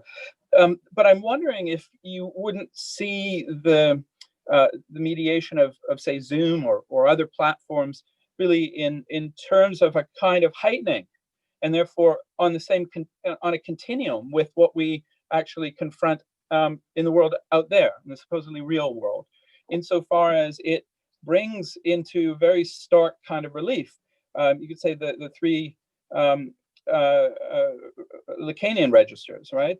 And you drew attention to the imaginary already. We're always, we're looking at the other, but we're also, looking at ourselves on the screen. We're engaging in discourse, so we're in the symbolic, but we're also experiencing glitches. We're experiencing the return of the real all the time. The feed cuts out, or there are various problems which brings to mind that there is an inherent instability to both the imaginary and the symbolic orders. So I'm wondering if you would like to respond to that. Yeah, thanks, Samir. First of all, I would say, yeah, I definitely don't at all want to pose a, it's difficult when you actually talk about contact and embodiment in a way where you actually want to deal with the sensation of the body. It's like, it's one thing to theorize about the body. It's another thing to actually be involved in a kind of sensate practice while you're also theorizing it. And that has been the double bind that I've kind of worked through for actually a long time in my work. And I think that there's no way that I would pose a kind of opposition between the mediation of the technology that we use, and on the other hand, the kind of, a non-mediated dimension of contact. Because I think within each one, we spiral into the other, in the sense of, just as you were saying, really, I would agree with that, the way that you were talking about technology, or how the real interrupts into Zoom and explodes constantly. Similarly, yeah, in contact, and this is what I was kind of trying to evoke, is that even in physical contact, we're always dealing with the structuring of the social in even the capacities and possibilities of contact, in the sense that for me, this pandemic moment actually, and the moment of not really, for many people, not having as much contact, is actually a moment for really seeing how the contact that preceded this was always already circumscribed in so many ways that we weren't thinking about, perhaps, and in a way that contact and in a way sensation becomes a site for the interpenetration and structuring of society upon our capacities to even feel sensation, or to even be in contact with one another, right? So for me, contact is not an immediate thing whatsoever. It's just that I think that the way that critique can even begin to describe the relationship between the social and between the sensate body relies on a kind of different kind of languaging that I think is very difficult to articulate, in the sense of how do we even begin to talk about the places in which the social intervenes into our capacities for contact, and then even the shifting of that. And the same thing with Zoom. I mean, I also don't want to suggest that with Zoom or with virtuality or with online sociality that somehow it's just bad, or just a poor copy, right? Or a poor substitute for something. By no means do I want to say that, because I think the point is, like, I do think new capacities are being opened up. And that's actually what I was trying to describe when I was talking about the class that I've been teaching, which has been actually an experimentation with the sensate and perceptual capacities that we can cultivate, actually, which are in some way, and this might be going a little too far out of our conversation, at one level non-local, though just as virtual contact is non-local, though sensate, and though in some way physical. So I actually think that there are different possibilities, and so I wouldn't want to just be some kind of techno pessimist or someone who's inscribing some kind of brute mediation versus immediacy distinction between the two. But I'm doing it also from the way of really wanting to come at it from perceptual and sensate practices. So yeah, that's what I would say. Thank you for the question.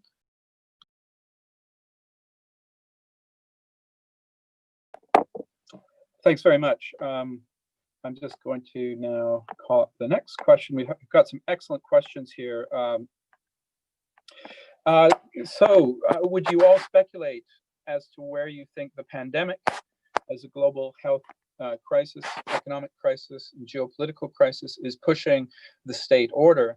Basically, is the pandemic urging states to build new infrastructures of governance, or rather, are we witnessing the exacerbation of the nation state? Let's start with Femi.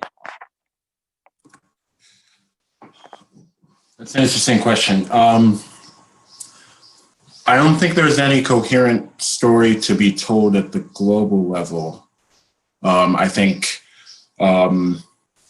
just to take the African continent in particular, the response in Kenya, especially in the metropole, has been quite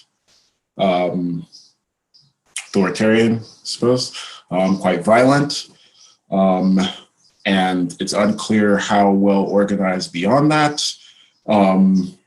And, state capacity varies so much across the continent, but, you have a very different response in South Sudan, you have a very different response in Nigeria. And so some of those will consolidate state power and the political importance of the state as a political formation. Some of them are likelier to empower other states and corporations. But I think that's the right question. I think the thing we should be trying to figure out in this moment is where power is moving. And one of the things that's most interesting about the moment is that tracking the movement of capital is both more and less useful than it usually is for answering that question. Or perhaps better, it would be better to say it's differently useful. Right? So a lot of state governments are having to adopt aggressive fiscal policies, spending here, spending there. But predictably, the bailout dollars are moving quite unevenly across sectors. And if you track where the dollars are going, you're likely to find political power, access, rent in some kind of sense. So I think, I think it's the right question. I wish I had an answer to it. I don't. Yeah. Rocio, would you like to come in on this question? Sure, I really agree with what Femi says about kind of the shortcomings of a global response. I think that what is interesting is, again, kind of an amplification of what we see in a lot of, I've been paying a lot of attention to what's happening in the Caribbean and Latin America, and also, of course, the US. But I think that in Latin America and in some places in the Caribbean or Hispanic Caribbean,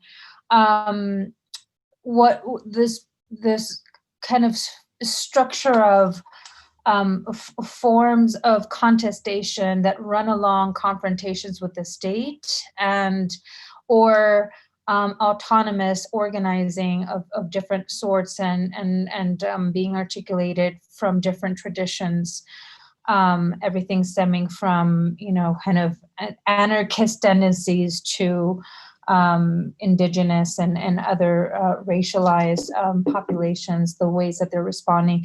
And I think that what we're seeing, I talked a little bit about this in my remarks in Puerto Rico, but in other places in Latin America, is how communities are responding on the basis of their own needs and also on the basis of their own criteria about what should be done to attend to those needs. Precisely because of a real skepticism, to put it lightly, of states and a different form of skepticism than we see in some forms of anti-lockdown protests in the U.S. And forms of contestation of state intervention in the U.S.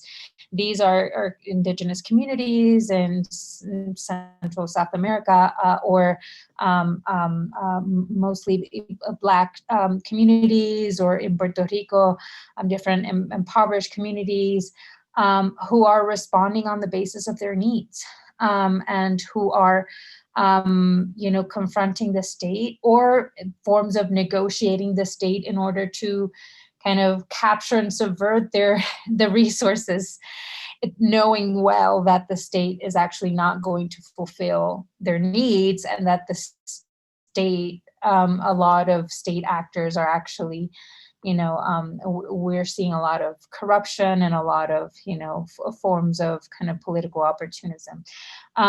So I think that what we're seeing is really interesting in kind of the consolidation of other structures of organizing collective life that might, really call into question the state or the nation state. Although I'm not sure that that's one could predict, or one could kind of put really kind of assess as to what will come of this. But certainly there's important both confrontations with the state about is not just mismanagement, but its operation as necropolitical, truly, but also a lot of autonomous organizing that are generating other structures of sociality that are gaining a lot of power and recognition in a more mainstream way. Thanks very much. Yeah, I'd also say from a Canadian perspective, there's an interesting distinction to be drawn between the Canadian government's response in terms of, support for workers and small businesses and students from the United States, for example. But at the same time, the extractive project of the Canadian state continues on. And so what's deemed in a sense to be an essential service, so what is not being subject to lockdown, has been the ongoing construction of pipelines. And that's been met with fierce resistance from Indigenous communities. But the state has seized this as a real opportunity to continue on, because prior to the lockdown, you have to understand, there was a lot, there was nationwide protests and blocking of railway lines and so forth, confrontation with the state and with some of these right-wing organized, civil society organized right-wing movements in solidarity with Indigenous struggles. So I would say that you can see a real contradictory dimension of the nation state today. It's a real terrain of struggle. A terrain of struggle both within and then also outside and against. I think that's really important to bear in mind. Anita, Idris, would you like to come in, or should we move to the next question? Maybe we should move. The next one is for Idris, and I think this would also be equally, well, it's addressed to Idris first, but the whole panel, I think Anita as well could come in because it directly relates to your talks. So what will become of intimacy in what Mike Davis calls the age of pandemics, and how might we counteract the unequal and exclusionary distribution of intimacy and contact under conditions far beyond sex into new dimensions of touch and vulnerability? Right. My mistake, that wasn't exactly the one that I had in mind for Idris. Maybe Anita, this might be one for you to get started on, and if others want to come in, and then I have one for you, Idris.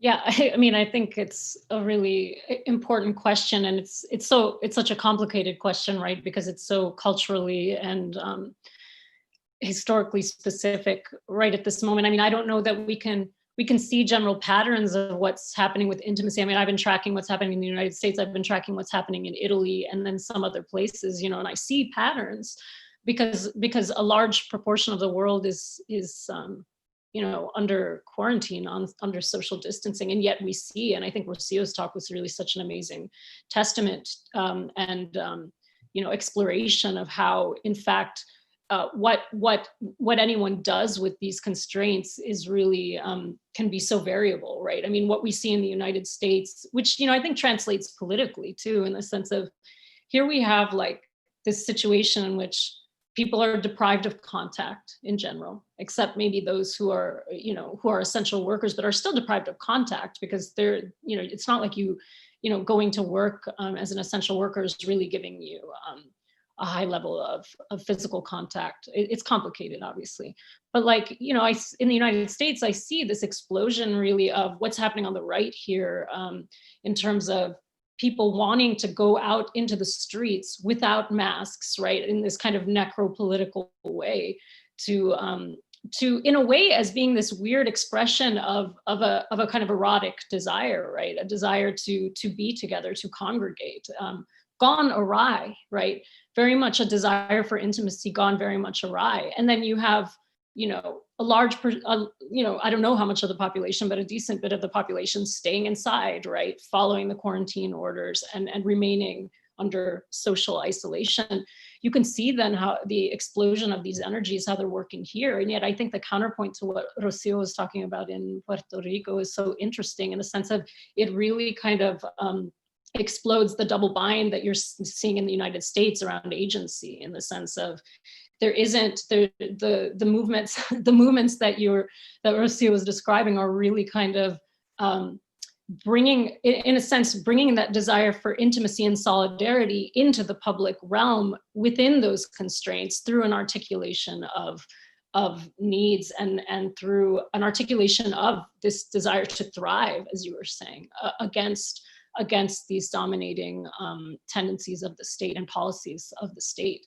So, you know, I think it's also that intimacy, the very language of intimacy is needing to change so much, because in a way, when we talk about intimacy, it has this valence of being linked to a very kind of privatized, neoliberalized subjectivity in some way. I'm not saying that it must, right? But in a sense, it's part of this opposition between intimacy / privacy and then publicity, right? And I think in a way, what we will need to see and what we will see in movements that are actually radically embracing the body and embracing intimacy is that, and contact and the possibilities for that, and also the need for that, right? That we actually see contact as a certain kind of really fulfilling contact as a basic need. Which I would argue we don't actually in our society see it that way. I do a lot of work in prisons, and I think the fact that in the United States you have a prison system in which large numbers of people, it's not considered a violation of human rights for people to not have physical touch for decades of their lives. You know, so the fact that that's true to me means that it's all trapped within this kind of constellation of how we understand intimacy and publicity, right? And so I do think that this pandemic is going to shift that in some way, because intimacy is not opposed to the political, right? Ideally, it is not. Thanks very much. Rocio, would you like to come in? And then we have a final question and we'll wrap.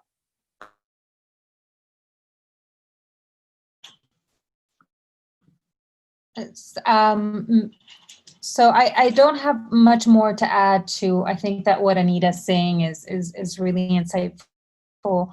I think again that there are new formations that we're trying to understand and we're in the midst of experiencing, but at the same time, I think they amplify and disclose something that was already there. And so I just wanted to just underscore that and second that thought. Yeah, thanks very much. I think there was a kind of understanding, and sometimes it flares up or it gets expressed of the dialectic of distancing. I mean, some of us have been saying physically distance and engage in social solidarity. So physical distancing is actually a form of social solidarity when you think about what it is you're doing and why you're doing it. So there is that sort of dimension. In any case, the last question is a perfect question on which to end, and that is, do the panelists see a new emergent form of life coming out of the pandemic condition? Should we just go in order of the presentations? So we start with Femi, and then Rocio, Anita, and then Idris, and then we'll conclude. Yeah, it all depends on who wins, right? So it's set up a new contest that is different from the political contest that we had, even as recently as months ago. And the role of control over and leverage over the state has taken on a different significance than it did months ago, when you could have conceivably argued that multinational corporations were running the parts of the show that are most relevant to large-scale political outcomes. So I think the question is just on the terrain of conflict, whether over pipelines or whether over anything else, who wins. But I see, it's everything that makes this a zone of danger also makes it a zone of opportunity. In the US, for example, a number of people have been pushing a sort of green stimulus package, right? Arguing that what we should be laying the groundwork is a new green economy to not only address the COVID-19 fallout, but address climate crisis, and not to make any untoward suggestions about how radical that vision is, but certainly quite a bit more radical than the status quo, and quite a bit more congenial to eco-socialist outcomes than the first two emergency legislative packages were. And it would do materially a lot of the things that people of our politics would want a government to be involved in at all. So I think I think we have the opportunity to at least push the historical needle towards a more affirming kind of life, but we have to pick our spots, as it were, and hopefully organize together, which is why I talked about bargaining for the common good. So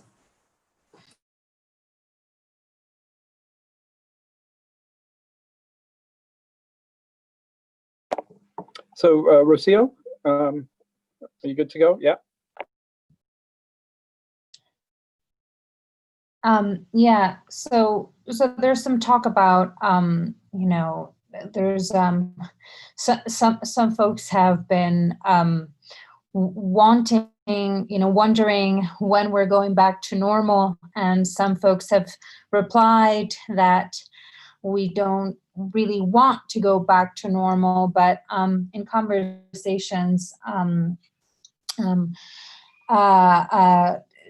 been reflecting on this idea that these two enunciations assume or presuppose that normalcy has somehow, been suspended. And in fact, I think that there's something interesting about all of our comments, which is that what we're seeing is actually not the suspension of the normal, but in fact, we're seeing, or we're able to experience some features of the normal that have been intensified in this in the management of this crisis, and what it means for the contemporary form of life. So one could only hope that a different form of life would emerge. But of course, one based on perhaps some of the lessons that we have in hand, rather than some other projections of a life that don't question the very kind of root of what we're really seeing as just a kind of a heightened expression of where we are, or where we have been.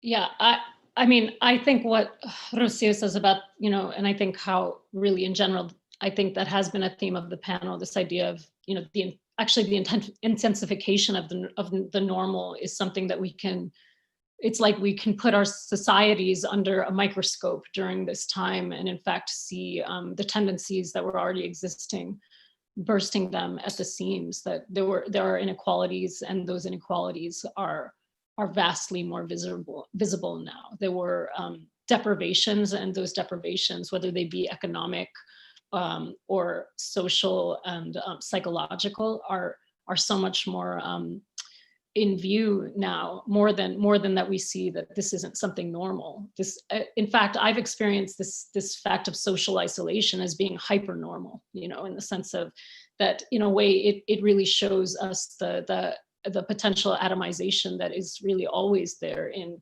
neoliberal society. And so, I don't know that I can make any kinds of propositions whatsoever about where I think things will go. But I will say that the heightened awareness that we can have about certain dimensions of this reality, one aspect of the question about intimacy that came up that I didn't respond to was really about the question of vulnerability. And I do think that a kind of deepening awareness of vulnerability, and not only awareness, but really a deep sensing of it in everyone, knowing that vulnerability is very much unequally distributed, and that many people are much more vulnerable than they ever were before.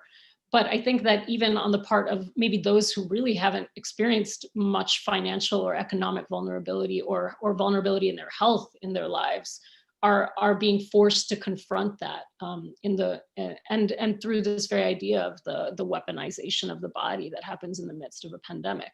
And so I can only hope that will become, I can only hope that can become some kind of basis for a deepening into the changes that are absolutely necessary, and that elude us every crisis, but that we can, at least in this case, the heightened dimension of the body in this pandemic makes me think that there's a reckoning that's happening that maybe didn't have to happen with like the 2008 financial crisis, a different kind of vulnerability. So that's what I would say. Thank you.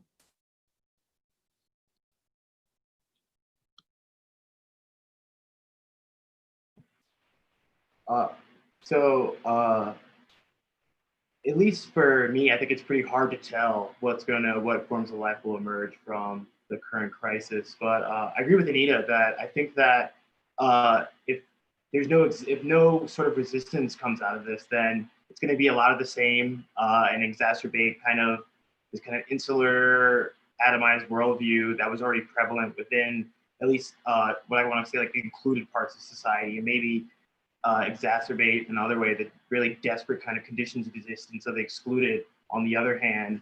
I tend to think of a form of life in like a positive light. So when I think of it as kind of something novel or something emancipatory, but I think that can only come out of struggle. And we get indications of that. I think there was mention of Haiti. I saw a demo in Chile in the suburbs of Santiago. A lot of clashes in Africa and Minnesota as well. So those I think are important signals that can indicate what a new form of life might look like. But it depends on how far they go and how able they are to link up with other struggles and to speak to one another.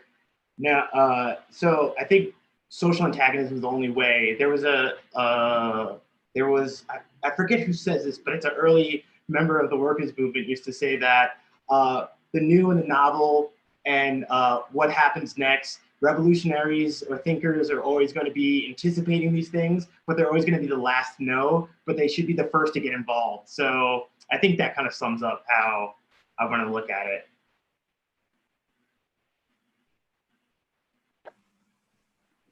Thanks very much, all of you. I would, just say one last thing about a kind of consensus that I think is here on the panel in terms of the idea of normality. And I think what's becoming quite amply visible is the abnormality of the normal. And this has now really been articulated by one of Trump's economic advisors, something that we here at Red May would always already know. But now the ruling class is articulating this without any fuss, which is that workers are essentially, and this is Kevin Hassett who said this just a couple of days ago, workers are human capital stock. Right? And it's quite clear that certain categories of people more than others, especially, are seen as disposable, as expendable, as what Mbembe calls abandoned subjects. And I think this is really what must be fought against and resisted and transformed. One final point, and that is that at the Institute, and I hope Philip doesn't mind me putting this plug in, but at the Institute, we're going to have a series of discussions on a number of themes over the coming months on things like the Green New Deal, the pros and cons of UBI, or Universal Basic Income, the question of public health and its funding in Canada, the future of work, securitization, and many other topics that in a way come out of a reflection on this abnormality of the normal and charting new horizons. So I hope people will keep their eyes open for that, and I'll certainly be sending the information along to Philip as well. Thank you all for your participation, and I'd also like to thank those who sent in their excellent questions. I'd like to thank Sean for his support, and Philip, to whom I'm going to now turn the floor over to. Thank you.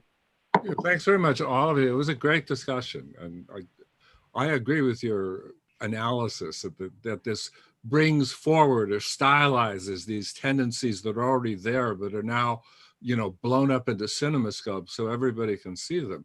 And I think the other one thing is that this whole notion that America is the country that put a man on the moon and that turned all its factories and World War auto factories very quickly over into supporting the war effort, that image has suddenly been punctured to this notion of this country that its state capacity and its political capacity have been eroded so completely under 40 years of neoliberalism that it can't even do capitalism well. It just has a bunch of predators who are taking out of it. But I think that's a shock how that will play out politically. In terms of course, it could go either left or right or whatever. So who the hell knows? But that's up to us. But again, thanks, Rocio and Femi and Anita and Idris and Samir. It was a great conversation, as I knew it would be. And I just want to sort of, and do, by the way, check the program for the Simon Fraser Institute at up in Vancouver, BC. If you have a chance to go up there, it's great fun. Samir's book, Specters of Fascism, was initially a conference there, and they have wonderful conferences that are all made available and accessible to the public, because that's its job, to bring humanities to the public. Quickly, some of what Red May is coming up with the rest of the day. We at 6 p.m. we have the neoliberal city after the plague with Carrie Moon, Sam Stein, Charles Moody. Tomorrow at 2 p.m. the weapon of organization, 21st century struggles, and Mario Tronti, with edited and translated a selection work of Mario Tronti from Common Oceans Press. The Age of Circulation Struggles at 5 p.m. Joshua Clover, Nick Estes, Glenn Coulthard, Sarah Jaffe, great panel. And then on, what is that, Friday at 3 p.m. Abolish the Family, Sarah Jaffe, Sophie Lewis, Michelle O'Brien, and Kathy Weeks. And then at 6 p.m., Robert Brenner is going to give his Confronts Decline. I think that's what it's called. And Aaron Benedict will be there. So great stuff. Do go click on donate on www.redmayseattle.org, or do it on our YouTube site. Click the link there and donate. We need your money to keep going and to do the live Red May next year. And also sign up for our Red May, subscribe to our YouTube channel, because we're close to getting those 1,000 subscribers, which will get us real-time CC captions and enable the differently able to watch the show. The talks, the show. What is this? Isn't TV. This is a conversation. So hey, you know, I feel like we've been camping out in this office here for a month, and wherever you guys probably doing it too. So enjoy the rest of your days wherever they are, and stay away from white men carrying AR-15s. Right. My man. Right. I always do. Yeah. Bye, everyone. Thank you so much. Oh, we're off the air. Hey, thanks a lot, guys. This was terrific. That was great, guys. Thank you very much. Yeah.